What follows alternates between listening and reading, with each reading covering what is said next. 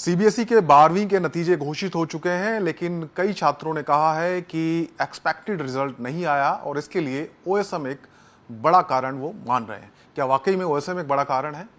इसको लेकर बात करेंगे। मेरे साथ सीबीएसई पंचकुला रीजन के रीजनल ऑफिसर राजेश कुमार गुप्ता हैं। उनसे जो तमाम सवाल हैं छात्रों के वो पूछेंगे और जानेंगे कि अब सीबीएसई इसको लेकर क्या कदम उठा रहा है। सर, ओएसएम जो प्रणाली इस बार लागू की गई थी और जो छात्रों की शिकायत है, क्या आपको लगता है कि ओएसएम बिल्कुल ठीक काम कर रहा था या इसमें कोई गलती की गुंजाइश है? ओएसएम जो है 100% फुल प्रूफ सिस्टम रहा है और ये सिस्टम कोई नई नहीं रही है। पहले जो बोर्ड की क्रेडिबिलिटी और जो रिजल्ट की प्रोसेसिंग रही है, everything is same, but only the physical copy of answer books, जो उत्तर पुस्तिकाओं का फिजिकल कॉपी पर मूल्यांकन किया पर इसको ऑन स्क्रीन मार्किंग कर दी गई है।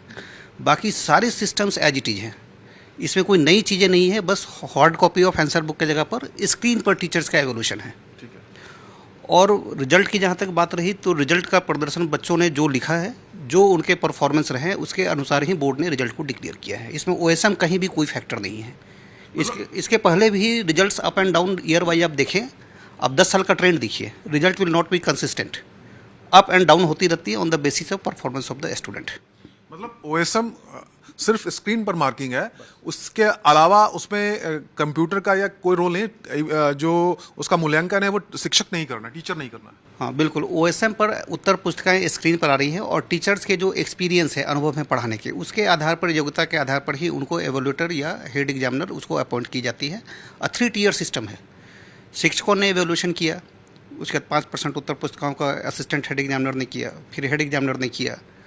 किसी के 0 मार्क्स आ रहे हैं तो उसको भी केयरफुली हम लोगों ने देखा, किसी के 100% आ रहे हैं तब भी हम लोगों ने देखा। तो पूरी फुल प्रूफ सिस्टम है, 3 टीयर सिस्टम बोर्ड ने इंप्लीमेंट कर रखा है, एवोल्यूटर, एएचई और एचई, और सारी चीज़ें ओएसएम पर ऑलरेडी मैप्ड है डिजिटल मोड में। तो इसलिए कहीं कोई गलती की गुंजाइश नहीं है। पूरी ट्रांसपेरेंसी है कि कोई भी उत्तर पुस्तिका किसी भी टीचर्स को अलॉट हो सकती है, और हमें भी नहीं पता है कि XYZ में से कौन से टीचर कौन से उत्तर पुस्तिकाओं को देखेंगे। तो ये क्या, तो एक इशू इसमें सर ये था कि क्या जो टीचर थे इनको प्रॉपर ट्रेनिंग दी गई थी और कब से इसकी आप तैयारी कर रहे थे, क्योंकि इस बार इसको पूरी तरीके से लागू किया गया? ओएसएम जिस समय लागू की गई तो मैं खुद ही 2-3 सिटी में खुद जा करके सारे मैं कॉन्फ्रेंस किया हूँ, सारे टीचर्स, सेंटर सुपरिटेंडेंट्स और एवोल्यूटर्स को मैं बुलाया और पूरी ओएसएम के मॉडलिटीज़ को हमने भी बताया। और जो माननीय परीक्षा नियंत्रक डॉक्टर संयम भारद्वाज जी हैं, उन्होंने वीडियो मॉड्यूल्स भी बनाया ताकि टीचर्स को ऑन स्क्रीन मार्किंग स्टार्ट करने के पहले all एवोल्यूटर्स, head examiners and assistant head examiners must be aware about all the modalities and norms of the OSM। तो फुल प्रूफ तैयारी रही। सारे टीचर्स को पर्सनली मैं खुद भी दिया, सीनियर ऑफिसर्स ने भी दिया, वीडियो मॉड्यूल्स भी जारी किए गए, वो वेबसाइट पर भी हैं। तो हमें नहीं लग रहा है कि कहीं कोई कमी बोर्ड की तरफ से रही है इसमें। कुछ छात्रों ने जो अपनी उत्तर पुस्तिकाएं उन्होंने आवेदन करके मांगी थी, वो कह रहे हैं कि ब्लर आई हैं। कुछ केसेस ऐसे आए, बड़े सोशल मीडिया पर चल रहा है कि सप्लीमेंट्री कॉपी दी ही नहीं गई, उसका मूल्यांकन ही नहीं किया गया। इसमें जहाँ तक ये आपका प्रश्न है कि ब्लर आए, तो चूँकि उत्तर पुस्तिकाओं पर जिस तरह के इंक से बच्चों ने लिखा, आप यदि काली स्याही से लिख रहे हैं तो उसकी स्कैनिंग बहुत अच्छी आएगी, ब्लू से लिख रहे हैं तो उससे थोड़ी सी कम।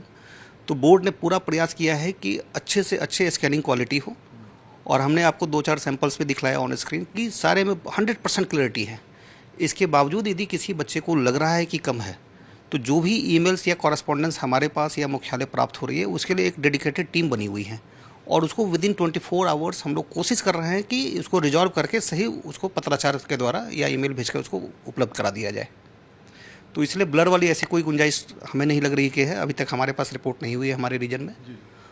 और उसमें जहाँ तक सप्लीमेंट्री की बात रही, तो चूँकि बच्चे पहली बार दे रहे हैं, 10th या 12th का चुकी है, 10th के बाद ये 12th पहली बार दे रहे हैं, तो उसमें उत्तर पुस्तिका पर एक कॉलम है कि number of supplementary seats used. कुछ बच्चे को ये भी समझ नहीं आ रही है कि उसने जो जिस आंसर बुक पर लिख रहे हैं उसका काउंट लिखना है या जो अतिरिक्त उत्तर पुस्तिका ले रहे हैं उसका लिखना है। तो पूरी ट्रांसपेरेंसी रखी गई और उसकी पूरी रिकॉर्ड अटेंडेंस सीट पर भी रहती है कि बच्चे ने का मेन आंसर बुक क्या है, सप्लीमेंट्री 1 यूज किया या 2 यूज किया। कुछ बच्चे ने यूज नहीं किया लेकिन उस कॉलम में उसने 1 लिख दिया, तो डेफिनेटली उस पर नहीं है। और बोर्ड ने बड़ा ट्रांसपेरेंसी बरतते हुए ये भी किया है कि जैसा अभी आपने लोगों ने देखा कि सचिव श्री संजय कुमार सर और chairman CBSE Shri Rahul Singh sir ने अभी सारे वर्कआउट करके और फ़ी को भी रिड्यूस कर दिया गया है ताकि हर एक जनता तक, पब्लिक तक, गरीब लोग भी है तो उसको 100 रुपये दे करके हम आप ले सकते हैं। और पुनर्मूल्यांकन के लिए या वेरिफिकेशन ऑफ मार्क्स के लिए 29 तारीख से पोर्टल लाइव होगा और उसके भी पुनर्मूल्यांकन के जो शुल्क हैं वो भी 100 रुपये से घटाकर 25 रुपये मात्र कर दिए गए हैं।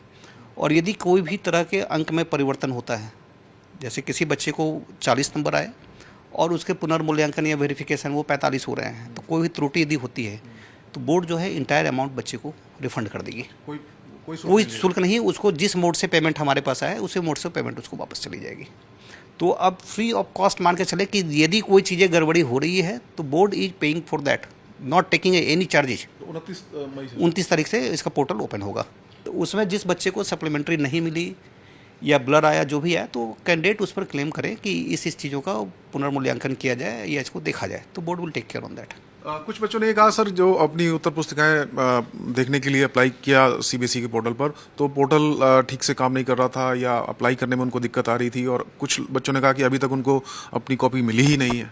क्या वो पोर्टल में कोई प्रॉब्लम थी या सर्वर कुछ दिक्कत कर रहा है? पोर्टल में कहीं दिक्कत नहीं थी, क्योंकि इस बार लगभग 20 लाख बच्चों के पेपर्स हुए और लगभग 1 करोड़ उत्तर पुस्तिकाएँ रही, क्योंकि एक बच्चे के 5 पेपर्स या 6 पेपर्स होते थे, एवरेज 1 करोड़ के आसपास उत्तर पुस्तिकाएँ रही।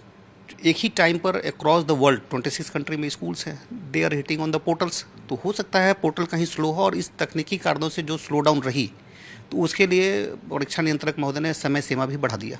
पहले 22 तारीख तक ही थी, उसको बढ़ाते हुए फिर 23 किया गया, फिर 24 किया गया, 25 तारीख का लास्ट क्लोज हुई है। तो समय सीमा, बच्चों को कोई दिक्कत नहीं हो, कोई छूट गए तो उसके लिए 25 तारीख तक समय सीमा ऑलरेडी बढ़ा करके इसकी सूचनाएं वेबसाइट पर भी डाल दी गई हैं। क्या इसे और आगे बढ़ाने का कोई विचार है? नहीं, अब ये पोर्टल क्लोज कर दिया गया है, क्योंकि सारे समयबद्ध तरीके से इसका पुनर्मूल्यांकन के लिए जो भी आवेदन 29 मई और उसके बाद आएंगे, तो उसका पुनर्मूल्यांकन भी हमें निश्चित समय सीमा में करना है, ताकि बच्चे का जो भी रिजल्ट्स वगैरह कहीं कोई चेंजेज हो रहे हैं तो बच्चे को टाइमली उसको मिल जाए, डिजी लॉकर पर अपडेशंस हो जाए। कुछ छात्रों को जिनकी उत्तर पुस्तिकाएं ब्लर थी, उनका क्या कहना है कि इसका सही से मूल्यांकन नहीं हुआ, इसलिए हमें ग्रेस मार्क्स मिलने चाहिए। क्या ऐसा कुछ विचार है? नहीं, मूल्यांकन अच्छे से नहीं हुआ, ये बच्चे को बोलने का राइट्स नहीं है। इसलिए नहीं है क्योंकि बच्चे अभी पढ़ रहे हैं, उसके टीचर्स बैठे हैं, एक्सपर्ट बैठे हैं, और पुनर्मूल्यांकन के लिए हम लोग विंडो ऑलरेडी दे रहे हैं, तो उसे बच्चे क्लेम करें, एक्सपर्ट टीचर्स उसको देखेंगे, और एट रैंडम कोई भी टीचर्स को अलॉट हो सकती है। क्या आपको लगता है ओएसएम में कोई चेंजेस की जरूरत है या बिल्कुल ठीक है और ये कंटिन्यू रहेगा? ओएसएम फुल प्रूफ सिस्टम है, और जो भारत सरकार का डिजिटल इंडिया कंसेप्ट है, चूँकि विकसित भारत का भी लक्ष्य है माननीय प्रधानमंत्री जी का, तो उसके लिए ओएसएम एक अच्छी पहल है और 100% ट्रांसपेरेंसी है, और पूरे रिसोर्सेज को यूटिलाइज करने के लिए it is A correct form. मेरे ही रीजन में देखें कि अभी रीजन का जुरिडिक्शन हरियाणा, हिमाचल, लद्दाख और चंडीगढ़, इसमें से हिमाचल के कुछ दूर दराज के डिस्ट्रिक्ट जो इस कार्यों में नहीं आ पा रहे थे फिजिकल बोर्ड में, लेकिन ओएसएम द्वारा उन लोगों ने भी अपनी सेवाएं दी और उनके भी एक्सपर्टीज का हम लोगों ने उपयोग किया, तो कंटिन्यू होनी चाहिए। शुक्रिया सर। राजेश गुप्ता बता रहे हैं कि बिल्कुल फुल प्रूफ सिस्टम है, और जिन छात्रों को लगता है कि उनकी उत्तर पुस्तिकाओं का मूल्यांकन सही से नहीं हुआ, वो 29 तारीख से अप्लाई कर सकते हैं, उनका दोबारा से पुनर्मूल्यांकन किया जाएगा, और अगर नंबर उनके कम आए हैं जितने आने चाहिए थे तो फिर शुल्क भी लौटा दिया जाएगा। पंचकुला से वीडियो जर्नलिस्ट नितिन के साथ मनोज कुमार, टाइम्स नाउ भारत।